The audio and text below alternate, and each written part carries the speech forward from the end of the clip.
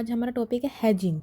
काफ़ी important topic है। उसका मतलब क्या होता है हेजिंग का? हेजिंग सेम होता है जैसे कि तुम इंश्योरेंस बाय करते हो, क्यों? प्रोटेक्ट करने के लिए तुम्हारे व्हीकल, तुम्हारे इन्वेस्टर, तुम्हारी company.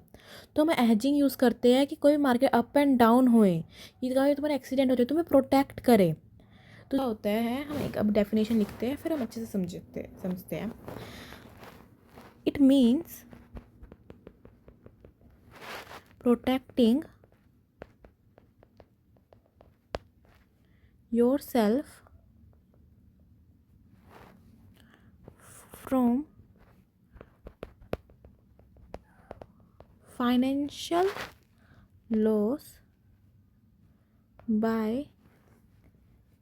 taking step in advance। ठीक है ना? इसका मतलब क्या होता है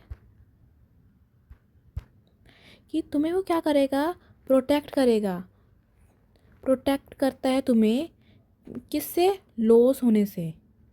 तुम्हें लॉस होने से प्रोटेक्ट करता है जब तुम कोई चीज़ एडवांस में ले लेते हो, मतलब कोई स्टेप तुम ऐसा कर ले लेते हो ये, हाँ, कि तुम्हें फ्यूचर में कुछ भी हो तुम प्रोटेक्टेड हो।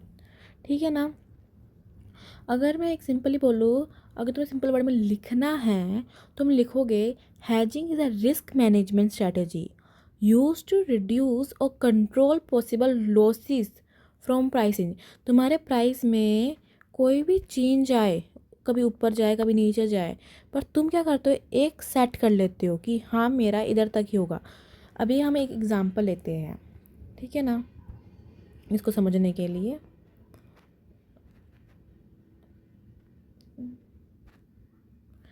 तो इसका एग्जाम्पल लेते हैं हम। समझो एक फार्मर है तुम्हारा, सॉरी फार्मर है, जो सेल करता है जिसको सेल करना है अपना वीट 3 महीने बाद।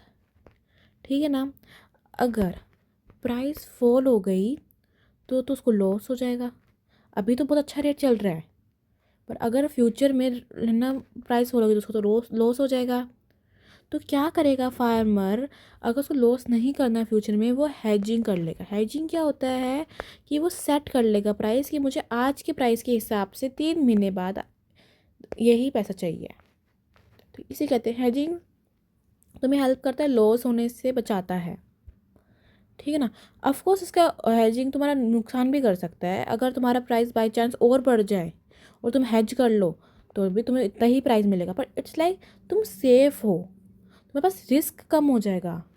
ठीक है ना? शायद है ना उससे कम मिले, तो इसके लिए लोग हेज करते हैं। अभी तुमने देखा होगा गोल्ड। तुम क्या करते हो गोल्ड के साथ कि तुम पहले ही सेट कर लेते हो, तुम गोल्ड खरीदते हो तो तुम जब तुमने बाय करते हो ना, तब उस दिन का तुम रेट दे देते हो, है ना? बट तुम्हें ये बाय करना है ना, तुमने ना मेकिंग में दे दिया है। अभी तुमने बोल दी कि आज के गोल्ड के रेट के हिसाब से तुम है ना मुझे दे देना। तो अब रेट बढ़े फ्यूचर में कि कम हुए, तुमने अपना करवा लिया है कि मुझे इस रेट में मिलेगा। अगर रेट बढ़े तो तुम्हें तो अच्छा फ़ायदा है कि तुम्हें कम रेट में, पर कम हुए तो तुम्हें नुकसान है। Of course hedging also have a risk, और है ना कि ना अच्छा भी है, बट इट्स लाइक तुम सेफ प्ले करते हो फ्यूचर में कि तुम इतना तो दे ही सकते थे ना, बढ़ जाता तो तुम्हें और है ना देने पड़ते पैसे। तो हेजिंग का मतलब यही होता है कि तुम्हारा ना रिड्यूस करता है तुम्हारे रिस्क को। हेजिंग ना रिड्यूस कर देता है तुम्हारे रिस्क को। बाई चांस कहीं फ्यूचर में है ना अप एंड डाउन होए तो फिर, पर ये है ना एलिमिनेट नहीं करता लॉस को। मैं ये नहीं कह रही हूँ कि ये एकदम हटा ही देगा कि तुम बची जाओगे, नहीं। देखो हर चीज़ में अच्छा और बुरा दोनों होता है, तुम्हारी किस्मत पे डिपेंड करता है वो तो। ठीक है ना?